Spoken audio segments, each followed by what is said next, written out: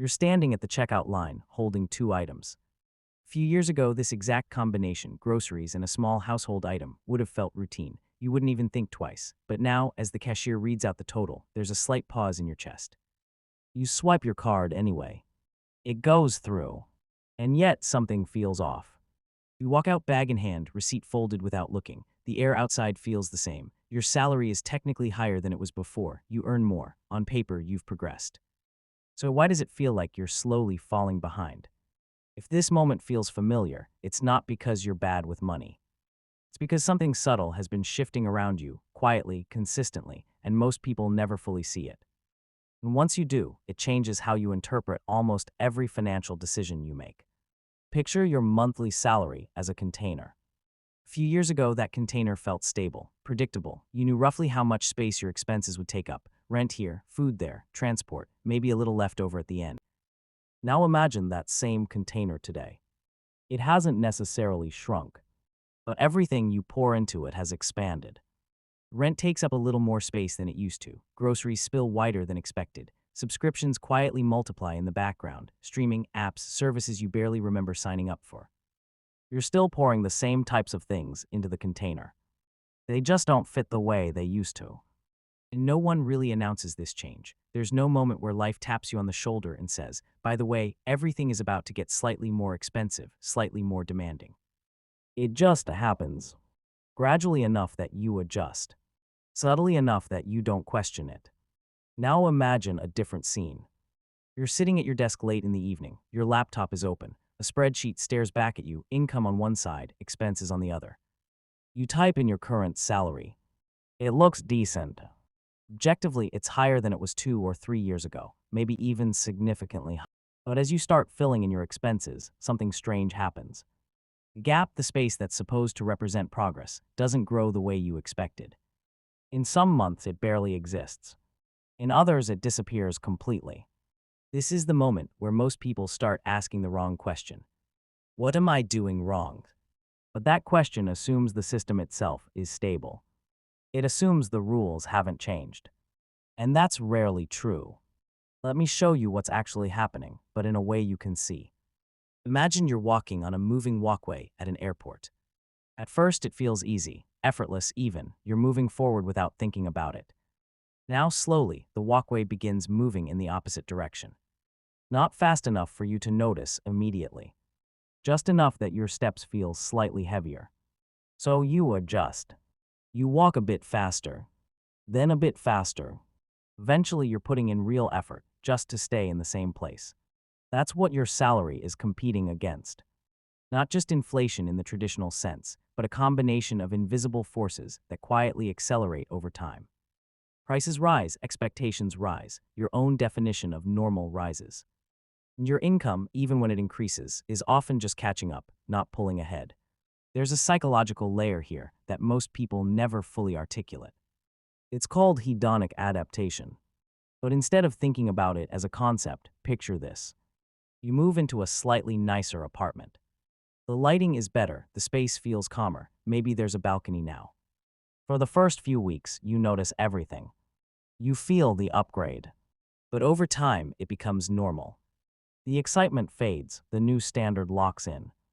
Now imagine something small breaks, a flickering light, a minor inconvenience. It bothers you more than it would have in your old place. Because your baseline has shifted. Your expectations have moved forward, and they don't move back. Your financial life works the same way. Every raise, every upgrade, every small improvement resets your baseline. And once it resets, maintaining that level becomes the new minimum. Not the maximum. Now let's add another layer. You're scrolling through your phone late at night. Someone you know just posted photos from a vacation. Another person shares a new car. Someone else talks about a business milestone or a salary jump.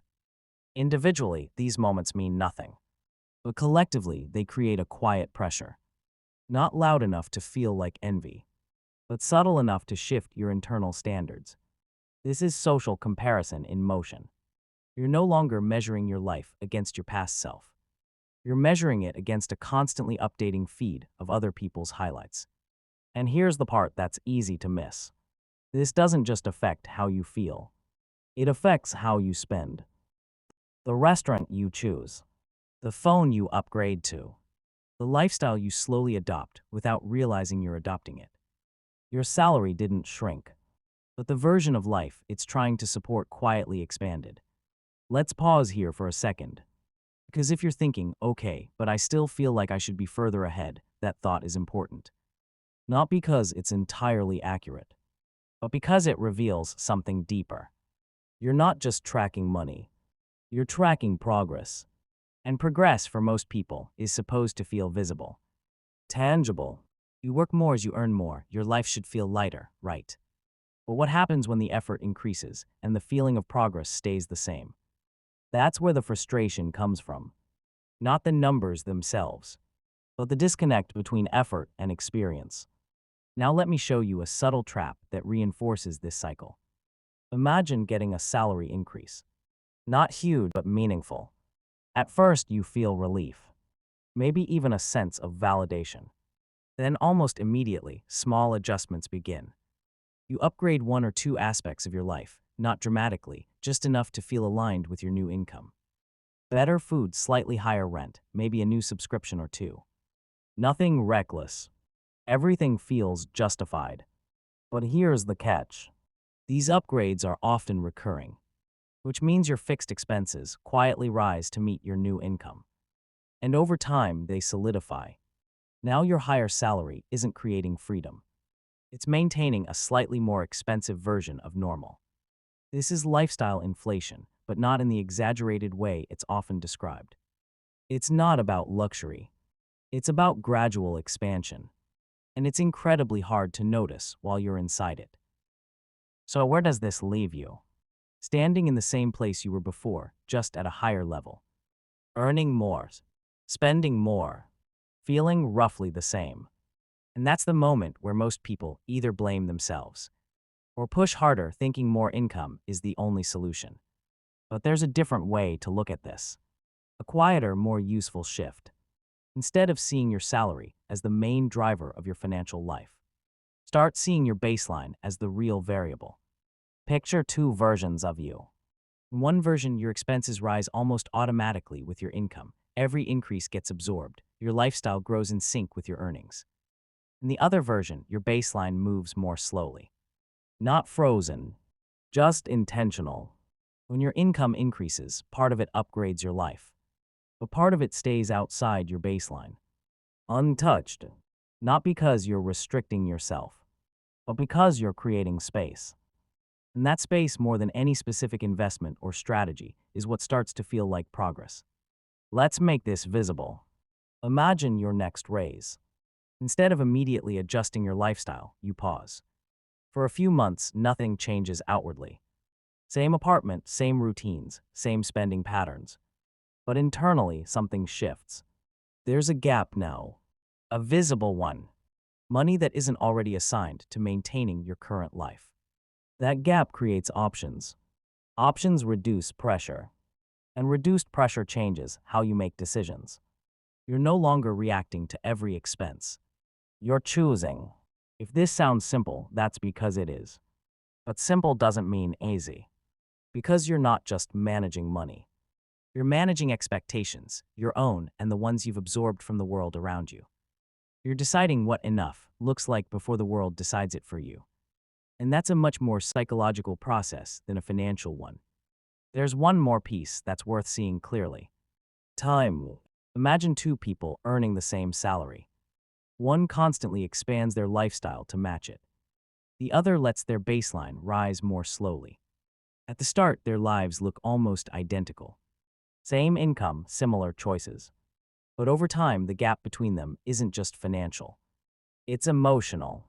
One feels perpetually stretched, always needing the next increase to feel stable. The other begins to feel a subtle sense of control. Not because they earn dramatically more, but because their life isn't fully consuming what they earn. That difference compounds, quietly, year after year. Now bring it back to where we started. You're standing at the checkout line again. Same items, same motion, same swipe. But this time there's a slight difference. Not in the price, not in your salary, but in how tightly your life is calibrated to your income. There's a bit more space, a bit less tension. You're not wondering, can I afford this, in the same way, because your entire system isn't operating at full capacity anymore. This isn't about cutting everything back, or optimizing every decision, or turning your life into a spreadsheet. It's about noticing the invisible forces that make your salary feel smaller, and deciding consciously how much of your life you want them to control. Because once you see the pattern, the expanding baseline, the shifting expectations, the quiet pressure of comparison, you stop chasing the illusion that more income alone will fix the feeling. And you start building something more stable. Not perfect, not maximized, but intentional. So the next time your salary increases, or the next time you feel that subtle tension at the checkout line, pause for a second, not to restrict yourself, not to judge your choices, but to ask a different question. Is my life expanding faster than my income, or am I creating space inside it? Because that space, even if it's small, is where financial clarity begins. And over time, it's what makes your money finally start to feel like it's enough.